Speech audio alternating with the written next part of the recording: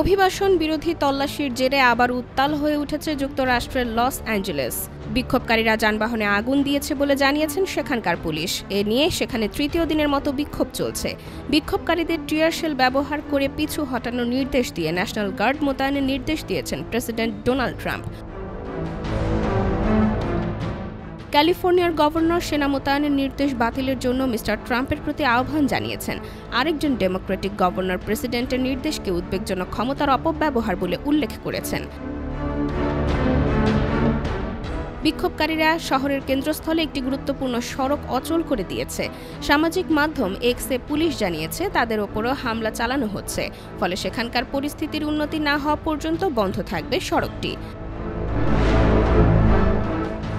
গত শনিবার ইমিগ্রেশন বিভাগের কর্মীরা সেখানে অভিযান চালিয়েছিল। বিক্ষোভকারীরা সেখানেই সমবেত হচ্ছিল, যার ফলে একটি গুরুত্বপূর্ণ সড়ক বন্ধ হয়ে গিয়েছিল। শহরের মেয়র কারেন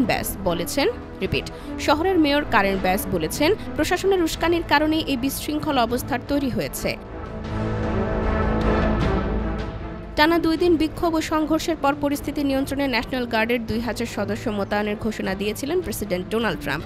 ক্যালিফোর্নিয়ার গভর্নর গ্যাভিন নিউসম বলেছেন, বিক্ষোভ দমাতে ন্যাশনাল গার্ড মোতায়েনের জন্য প্রেসিডেন্ট ডোনাল্ড ট্রাম্প যে সিদ্ধান্ত নিয়েছেন তা উত্তাপ আরও বাড়িয়েছে। গভর্নরের অনুরোধ ছাড়াই কোনো প্রেসিডেন্ট কর্তৃক ন্যাশনাল গার্ড মোতায়েনের সিদ্ধান্ত অনেকটাই নজিরবিহীন।